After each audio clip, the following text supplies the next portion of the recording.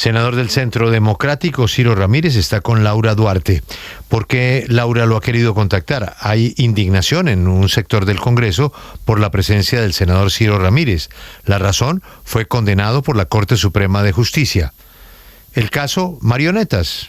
Traducción, corrupción. Naturalmente hay un espacio judicial que le presenta a él la posibilidad de una revisión de su caso en la Corte, en la Sala de Casación. Sin embargo, la molestia no es tanto porque exista o no exista ese espacio legal, que seguramente existe. Él tiene la oportunidad de esa revisión, sino por un tema que va mucho más en esa línea ética de respeto al Congreso, que con una condena de corrupción por parte de la Corte Suprema de Justicia, el senador se presente en el recinto. Eso fue lo que se escuchó en parte del Congreso de ayer. Adelante, Laura, con su invitado. Julio, así es. Pues mire, molestia que surge desde el Congreso por un pronunciamiento del senador y candidato presidencial Iván Cepeda, quien aseguró que no debería participar en las sesiones de la plenaria del Senado de la República del senador Ciro Ramírez, precisamente por estar condenado en primera instancia. Pues nos lo encontramos en el Congreso y lo saludamos a esta hora. Muy buenos días y bienvenido a los micrófonos de Caracol Radio, senador Ciro Ramírez. Muy buenos días a todos los oyentes y gracias por la invitación. Senador Ciro Ramírez, ¿qué le responde usted al candidato presidencial Iván Cepeda, quien dice que el Centro Democrático debería impedirle aquí la participación e incluso que debería declararse una silla vacía sobre su curul? Yo lo que le respondía a través de las redes sociales a el candidato Cepeda, cuando me llamó criminal, pues criminal, yo le diría a él que fue el que se le gestionó una nevera al testigo Monsalve en La Picota. Eso requiere de mucho poder y de mucho traficar las influencias para conseguirle una nevera en La Picota a un testigo protegido. Criminal el que va feliz a recoger a un narcotraficante y asesino en la cárcel. Criminal el que recibe llamadas de Iván Márquez, que mandó a asesinar a nuestro compañero Miguel Uribe en plena sesión de la plenaria para hacer las leyes, como lo registró un medio de comunicación. Criminal el que saca de las cárceles a los bandidos para que les consigan votos.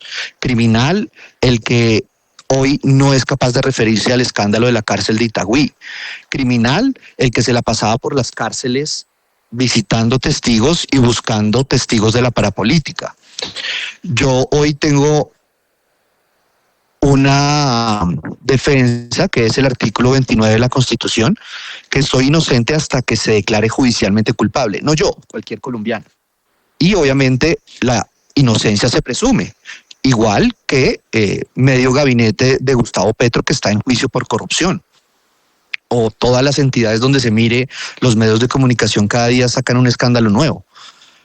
Julio, usted ha dicho que sí, hay un debate ético y tiene toda la razón. Una persona, así sea en primera instancia, que en segunda instancia puede ser revocada, la sentencia puede ser, esa palabra, la última palabra la tendrá la Sala de Casación Penal. El debate ético si debo estar o no en el Congreso. Yo precisamente no estuve en el Congreso de la República durante todo mi proceso, porque ustedes recordarán, y es más, estuve acá en sus micrófonos desde La Picota. Todo mi proceso se surtió cuando yo estaba privado de la libertad. Ya mi proceso se acabó. Solo falta que de la sala de primera instancia envíen ese expediente a la sala de segunda instancia, que es la sala de casación de la Corte Suprema de Justicia, para que tome una determinación final. La cuestión ética, sí. Yo la verdad muchas veces pensé igual en renunciar. Hay una cuestión también y es de defensa de las instituciones y del país. Yo creo que en este momento, con una reforma tributaria que quiere acabar este país con tantos proyectos tan graves para el país, pues el miedo también es renunciar y que ese espacio quede vacío, porque no creo que dejaran seguir al siguiente por la situación jurídica que yo tengo. Perder una persona que pueda ayudar a tumbar la reforma tributaria que van a radicar en los próximos días por parte del gobierno, o así lo anunciaron, en el mes y medio que falta. Pero sí, lo estamos pensando, sí lo hemos analizado por la cuestión ética y obviamente pues a raíz de todo esto me he retirado de todo ámbito político precisamente por el respeto y pues obviamente por lo que se ha dicho de la cuestión ética. Pero sí, claro que sí lo estamos analizando. Precisamente, senador Ramírez, ayer surgió un debate político aquí en la plenaria del Senado entre la senadora y candidata Paloma Valencia y el candidato Iván Cepeda. Continuando con lo ético, ¿no cree que quizá esto también le afecta a la campaña de la senadora Paloma Valencia, en tanto ella puede ser cuestionada por su presencia aquí en el Congreso de la República? Yo pienso que las responsabilidades son individuales. Yo no hago parte de la campaña de Paloma Valencia, es más, salgo del Congreso directo a mi casa y de mi casa al Congreso. No estoy haciendo política, estoy retirado completamente de todo ámbito político. Y si fuera así, pues no, Gustavo Petro no hubiera sido presidente, porque creo que es el único político en la historia republicana que lo han cogido recibiendo fajos de billetes en una bolsa de un contratista de su alcaldía que hoy se encuentra huyendo de la justicia y Colombia lo eligió presidente. Entonces yo creo que esto no debe ni puede afectar a Paloma. Creo que es una persona con manos limpias, una persona que no tiene una sola queja de mancha de corrupción, no tiene una sola, y es una persona que no tiene rabo de paja, cosa que sí tiene, por ejemplo, Iván Cepeda, que tiene denuncias por las visitas a las cárceles, que tiene denuncias por conseguirle beneficios a testigos, que tiene denuncias por lo que ha pasado con todos los bandidos y criminales que están soltando de las cárceles. Entonces yo pienso que Paloma no tiene por qué responder por lo mío, yo respondo por lo mío, y eso es lo que he hecho con el recurso de apelación, y creo que el deber es asistir acá, por lo menos, porque si no, el hecho de no asistir, ahí sí me pueden demandar por pérdida de investidura, por no cumplir mis responsabilidades, pero sí estamos analizando también por el respeto al Congreso y por el respeto a los colombianos el tomar una decisión. Mire, senador, ojalá que usted pueda demostrar su inocencia porque usted tiene derecho a demostrarla, pero aquí no se trata de hacerle preguntas para que usted nos responda con los problemas de los demás, porque los demás tienen problemas y a los demás los llamaremos para hablar de sus problemas. Aquí nos interesa es hablar de su problema. Ese caso de las marionetas no es un caso menor, ni es una denuncia menor, porque a cambio de estar señalando a una cantidad de gente que tiene problemas y juicios y cuentas pendientes, no hablamos de su responsabilidad en el escándalo de las marionetas. ¿Usted no reconoce que usted tuvo que ver parte de ese entramado? Julio, yo pienso que ningún caso de corrupción es menor. Cualquiera, si sea mínimo, debe tener todo el reproche de la ciudadanía, de los medios de comunicación y en general de todos los colombianos. Debe tener el reproche y estoy de acuerdo con usted. Yo no reconozco por qué, Julio. Primero, en la sentencia condenatoria me absolvieron parcialmente y cerraron toda investigación de temas económicos. No me robé un peso, no salió un solo peso del erario público.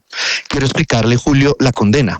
Dejan los siguientes temas, que supuestamente yo gestioné un convenio para el departamento del Quindío y que con ese convenio yo saqué votos.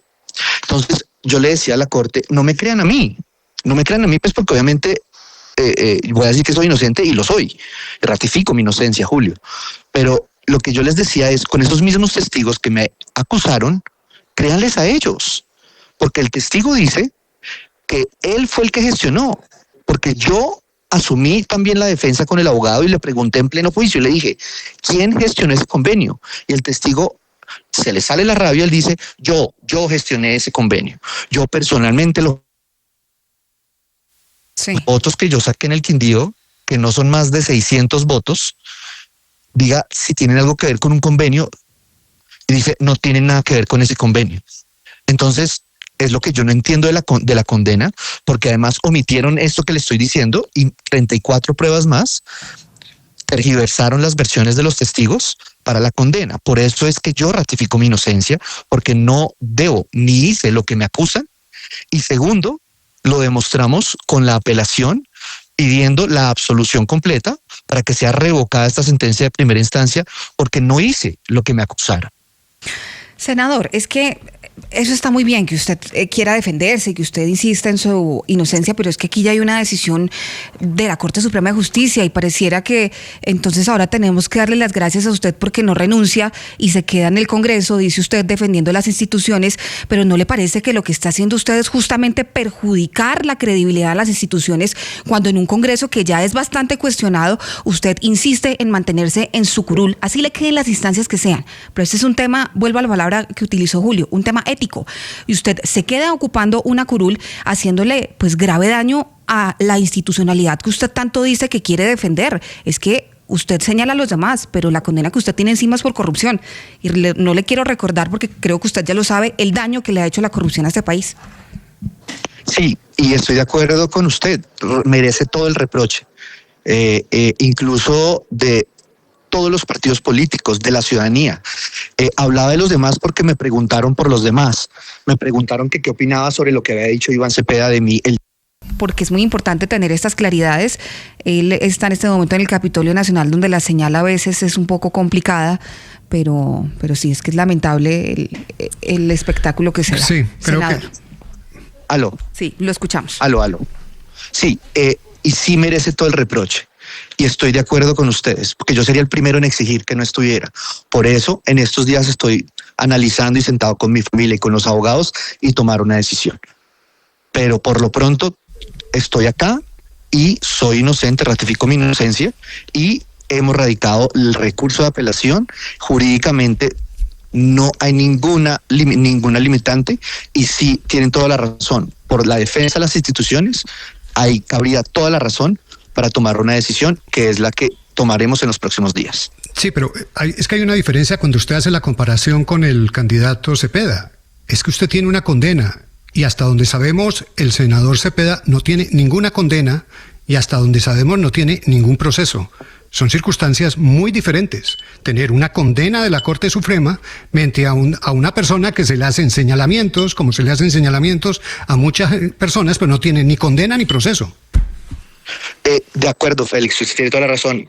No es comparable, pero eso no me impide en decir lo que todos los colombianos vieron con sus ojos, que Petro recibió pagos de billetes de un contratista que se encuentra huyendo de la justicia de su alcaldía.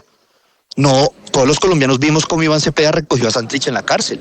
Todos los colombianos vimos cómo Iván Cepeda, en el medio de la discusión de una ley de la República, en la plenaria del Senado de la República, recibió una llamada de Iván Márquez, el mismo que mandó a asesinar, según palabras de la policía, a nuestro compañero Miguel Uribe. Todos vimos también cómo el testigo Monsalve decía que el que le había conseguido una nevera en La Picota, y yo se lo digo porque yo estuve allá y sé lo difícil que es, porque eso no se puede, eso es prohibido por ley, conseguirle una nevera a un testigo. Eso merece también el reproche, por más de que la justicia no haya actuado. Pero es muy diferente un reproche a una condena. Porque además los señalamientos que se hacen con lo de Miguel Uribe y todo lo demás, o al menos que ustedes presenten las pruebas y las lleven ante la fiscalía para que se haga un proceso, son especulaciones. Y en su caso lo que hay es una condena en firme. El testigo lo dijo, Monsalve lo dijo. Bueno, pero entonces ¿dónde está el proceso? No, yo no soy la justicia, yo no puedo responder. Yo que digo es como un ciudadano, puedo decir eso, y hasta ahí llego yo. Sí, senador, pero es que digamos que el tema está en que al final lo que se le reprocha tanto al candidato Cepeda como a la candidata Paloma es la misma foto, solo que con personajes diferentes. A usted, el que pues es un convicto, condenado, aun cuando no esté en firme la sentencia, pero ya encontrado culpable y nada menos que por la Corte Suprema de Justicia, que es el tribunal de la justicia ordinaria, con los integrantes de la mayor calidad de juristas de este país. Juan Diego, en el caso de Cepeda y de los otros candidatos, pues se les critica que se toman fotos y que apoyan y respaldan también a gente que ha estado en la criminalidad. No, Juan Diego, no se puede comparar. Yo me tomé una foto con Paloma cuando yo no estaba condenado. Después de la condena no he tenido una sola relación o comunicación con Paloma. Iván Cepeda, sabiendo de la criminalidad, del daño que le ha hecho al país durante 50 años las FARC, fue y recogió a Santrich en la cárcel. Sabiendo de la criminalidad de un testigo como Monsalve, le conseguía beneficios en La Picota. Y lo dijo, y todos los colombianos lo vimos, porque el juicio fue público. Y el control social lo podemos hacer. Yo no soy la justicia ni soy la fiscalía. Esa es la persona que deberá actuar. Si es que actúa en algún día cuando Iván Cepeda le consiguió todos esos beneficios a Monsalve. Pero no se puede comparar que yo, cuando me tomé una foto con Paloma, no estaba condenado. Iván Cepeda sí se ha tomado fotos con criminales que han reconocido sus crímenes, que han asesinado, torturado, masacrado colombianos durante 50 años. No se puede comparar. Sí. Senador Ramírez, hablemos un poco del proceso. ¿Qué hacía usted visitando a Pablo César Herrera, el exgerente de Proyecta Quindío, visitándolo en la cárcel, casualmente siendo él el testigo estrella en su contra? Primero, no era testigo de nada porque yo no tenía nada que ver. Precisamente un amigo de él. Pero mire que él es el que firma un principio de oportunidad con la fiscalía y es el que los indica a usted de presuntamente haber recibido unas coimas, senador. ¿Por qué lo visita usted en la cárcel? Al año siguiente dijo eso, y segundo, fue él el que pidió que yo fuera a través de un amigo, y eso se resolvió en el juicio, donde él dijo mentiras de cómo yo había ido. Y quedó establecido. Tan es así que en la condena no se quisieron referir a ese escenario, precisamente porque quedó como un mentiroso Pablo Herrera. Senador, si el señor fuera mentiroso, ¿no tendría un principio de oportunidad? Pues es que eso se decidirá al final de una condena en firme. Antes no se puede definir. Es un principio de oportunidad que se prorroga cada año. Rafael, ¿tiene o no tiene principio de oportunidad? Sí, señor, y ha sido un testigo clave en este proceso. El que miente pierde el principio de oportunidad. Así de que no sé si está confundido nuestro invitado, pero él no miente. Para que tenga el principio es porque no miente. Entonces, ¿cómo así que hay que esperar? ¿Hay que esperar qué más? Usted ya está condenado y él goza del beneficio. Senador, yo creo que usted está confundido. El testigo tiene principio de oportunidad y usted está condenado. Blanco es. ¿Qué hacemos? Julio, el principio de oportunidad no se cierra hasta que no haya una condena en firme. Entonces, los principios de oportunidad se van prorrogando en el tiempo hasta que no se verifique lo que ha dicho. Una condena, hasta que no esté en firme, no es declarado judicialmente culpable una persona. Habría que esperar la segunda instancia para que se pueda verificar y confirmar el principio de oportunidad de esa persona. Claro, pero usted no nos aclara por qué fue a visitarlo a la cárcel. ¿Cuál fue la razón por la que usted va a la cárcel a visitar a alguien que se termina convirtiendo después en testigo en su contra, senador? Toda esta relación fue a través de unas personas amigas de Manizales que conocían a un exalcalde de Boyacá. Estas personas alguna vez me lo presentaron y alguna vez, después de que pasó todo lo de él, ese grupo de personas que eran amigas mías me pidieron el favor que, como me lo habían presentado alguna vez, él necesitaba un escrito para solicitar como funcionario público estuviera en el pabellón de funcionarios públicos.